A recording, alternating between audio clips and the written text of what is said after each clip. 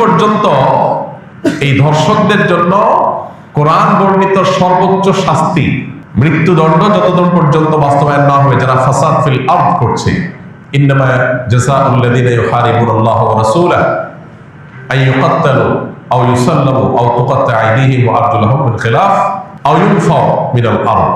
এই শাস্তি যতক্ষণ পর্যন্ত বাস্তবায়ন না হবে, চরম শাস্তি দেওয়া না হবে এবং বিচারের যত ফাঁক ফোকর আছে এগুলো যতদিন বন্ধ করা না হবে ততদিন পর্যন্ত আসলে এগুলো বন্ধ হবে না। আমরা কখনো কাঁদবো, কিছুদিন কান্নাকাটি করে আবার থেমে যাব, আরো কোনো আসিয়া কান্নার আওয়াজ আমাদের কানে আসবে, তখন আমরা আবার হয়তো লড়ে চলে বসবো। এই দেশে শত সহস্র ঘটনা এরকম ঘটে, একের পর এক এই আসিয়াদেরকে আমরা দাফন করে চলে আসি, কিন্তু দর্শকদেরকে দাফন করার সৌভাগ্য বা সুযোগ আমাদের হয় নাই। কেন ব্যভিচারের শাস্তি আল্লাহ তাআলা বলেছেন ওয়ালিয়াশহাদ আযাবাহুমা তাইফাতুম মিনাল মুমিনিন, ব্যভিচারের শাস্তি যে কার্যকর হবে এটা যেন প্রত্যক্ষভাবে হয়, মানুষের উপস্থিতিতে যেন হয়। কেন বলেছে? কারণ মাকাসিদুশ শরিয়া বা শরিয়ার উদ্দেশ্যই হলো মানুষের জীবন, সম্পদ, ঈমান, মানুষের পরিবার, এই সব কিছুর হেফাজত এবং সংরক্ষণ। এই জন্য শরিয়াত এসেছে। এই জন্য যেই অপরাধের শাস্তি প্রত্যক্ষ হলে সমাজ সোজা হয়ে যাবে, অপরাধীরা সোজা হয়ে যাবে, সেটাকে প্রত্যক্ষ করতে বলেছে শরীয়ত। সেটার বাস্তবায়ন যদি হয় তাহলে ইনশাআল্লাহ আসিয়াদের কান্না আর আমাদের শুনতে হবে না। মানব রচিত বিধিবিধান দিয়ে আজকে হয়তো একটা ফাঁক বন্ধ করবেন, কালকে আর 5টা ফাঁক তৈরি হবে। চিরতরে ফাঁক বন্ধ করা সম্ভব হয় না। ফাঁক ফোকর জন্য বন্ধ করতে হয় যাতে করে অপরাধী কোনোভাবে পার না পায়, তাহলে আমাদেরকে অবশ্যই শরিয়া আইন বাস্তবায়ন করার দিকে যেতে হবে। কোন মুসলমান যদি শরিয়ার আইন বাস্তবায়ন না চায় সে মুসলমানই না। আপনি যদি বলেন যে আমি শরিয়া চাই না, শরিয়া দ্বারা শাসিত হোক আমার দেশ বা আমি নিজে এটা চাই না, তাহলে আপনি নিজেকে মুসলমান দাবি করার কোনো নৈতিক অধিকার নাই। শরিয়া এটা শুধুমাত্র চুমু খাওয়ার জন্য আসে নাই। আপনি পারছেন না শরিয়া দ্বারা শাসিত হতে, অপরাধ বোধ আপনার মধ্যে আছে যে আমি পারতেছি না বা আমরা পারতেছি না, এটা একটা লেভেল পর্যন্ত চলে। কিন্তু আপনি চান না, পছন্দ করেন না, এটা চলে না। এটা মানে আপনি বিদ্রোহ করলেন, অস্বীকার করলেন, ঈমান থেকে খারিজ হওয়ার মতো বিষয়। এই জন্য ভাই, মানুষ আমরা উন্নত পৃথিবীর উন্নত দেশগুলোতে জানি যে প্রচুর পরিমাণে সেখানে তাদের আপনার টেকনোলজিক্যাল সাপোর্ট আছে, তাদের কাছে অপরাধীদেরকে শনাক্ত করার হাজারটা সিস্টেম আছে, কিন্তু যেই পরিমাণ ধর্ষণের ঘটনা এই সমস্ত দেশেও ঘটে, আপনি অনলাইনে একটু সার্চ দিলে দেখতে পাবেন যে কোনোভাবেই সেগুলো তারা থামাতে পারছে না। কর্মস্থল থেকে নিয়ে শিক্ষা প্রতিষ্ঠান পর্যন্ত কোনো জায়গায় তাদের নিরাপদ না। নারীর নিরাপত্তা নিশ্চিত করবার জন্য শুধুমাত্র ইসলামী শরিয়ার বাস্তবায়নই না, ইসলামী বিধিবিধান এবং ইসলামী যে লাইফস্টাইল সেটা ফলো করা জরুরি।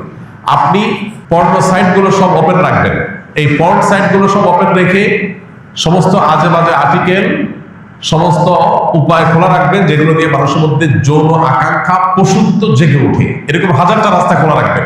এই পশুত্ব জেগে ওঠার রাস্তাগুলো যখন খোলা রাখবেন স্বাধীনতার নাম দিয়া, তখন যার ভিতরে পশুত্ব জেগে উঠবে সে হাতের নাগালের কাছে যাকে পাবে তার উপরে সে ঝাঁপিয়ে পড়বে, তার পশুত্বকে সে চরিতার্থ করতে চাইবে। এই ধর্ষকের পশুত্বকে জাগিয়ে তোলার জন্য, এটাকে জাগ্রত করবার জন্য যে সমস্ত উপায়গুলো কাজ করছে সেগুলোতে আমাদের হাত দিতে হবে, সেগুলো থামাতে হবে। এত শব্দ সংবাদের মধ্যে একটা আনন্দের সংবাদ যে সরকারি ভাবে সব পর্ন সাইট গুলো বন্ধ করার ডিসিশন হয়েছে, আমরা শুনেছি পত্র পত্রিকার মাধ্যমে। এটা একটা গুড নিউজ। এখন আপনি বিজ্ঞাপনী, বিলবোর্ড, বিনোদন, উপন্যাস, বিভিন্ন নামে অনবরত যৌন অভ্যর্থনা সৃষ্টি করবেন, যৌন আকাঙ্ক্ষা মানুষের মধ্যে জেগে উঠে, এটার জন্য হাজারটা উপায় বের করবেন। এরপরে বলবেন সবাই নিজেকে নিয়ন্ত্রণ করা। এটা হাস্যকর।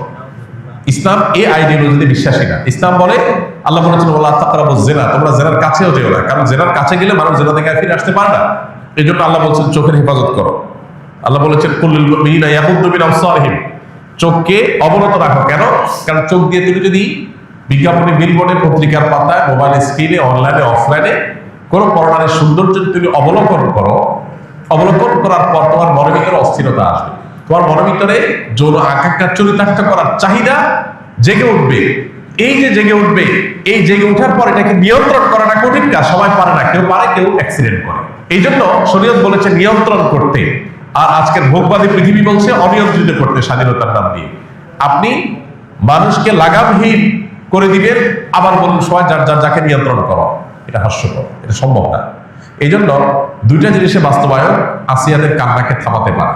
নাম্বার এক, আমাদের সমাজে নীতি নৈতিকতার যে ভিত্তি নড়বড়ে হয়ে গেছে, নামাজ কালাম পড়ে, কিন্তু ইসলামের অন্যান্য বিধিবিধান, চোখের হেফাজত করার জন্য ওইরকম পরিবেশ, ওইরকম এনভায়রনমেন্ট, এগুলো আমাদের দেশে নাই, এগুলো আমাদের মুসলমানদের সমাজ আজকাল নাই। না থাকার কারণে কি হয়েছে, মানুষ তার নিজের জন্য আকাঙ্ক্ষা জেগে উঠছে, পশুত্ব জেগে উঠছে, ধর্ষকরা দর্শক হয়ে উঠছে। তো এই জন্য একদিকে ইসলামের এই অনুশাসন বিধিবিধান এগুলোকে কঠোরভাবে মেনে চলার জন্য চেষ্টা করতে হবে। পশ্চিমাদের শেখানো পথে আমরা স্বাধীনতার নাম দিয়ে মেয়েদেরকে পণ্যে পরিণত করব, তাদেরকে ভোগ্য পণ্যের মতো করে উপস্থাপন করব, ছেলেদেরকে আমরা তাদের যৌন আকাঙ্ক্ষাকে জাগ্রত করে তুলব, আবার অপরদিকে বলবো না সব মেয়েরা সেফ থাকতে হবে, তাদের কোনো কিছু হতে পারে না। এটা সাংঘর্ষিক এবং আপনার পরস্পর বিরোধী কাজ। এই জন্য একদিক থেকে ইসলামের অনুশাসন মানতে হবে, নীতি নৈতিকতা এটা আমাদের সমাজে চর্চা বাড়াতে হবে, আর অপর দিকে এ ধরনের অপরাধকে সংগঠন করলে তার জন্য কোরআনের দেওয়া সর্বোচ্চ শাস্তি প্রকাশ্যে বাস্তবায়ন করতে হবে। এই দুইটা প্রচেষ্টা যদি সমান্তরাল ভাবে হয়, বিচার থেকে আইনের ফাঁকফোকর দিয়ে বের হওয়ার যত রাস্তা আছে এগুলো যদি বন্ধ করা হয়, ইনশাআল্লাহ এ ধরনের নির্মমতা কথা আমাদের আর শুনতে হবে না। আল্লাহ আমাদেরকে সে সুদিন দান করুন। আমরা যেন এই সমস্ত অনাচার, এই সমস্ত অবিচার এগুলো থেকে আমাদের সমাজটাকে মুক্ত করতে পারি, সেই তৌফিক আল্লাহ তাআলা দান করুন।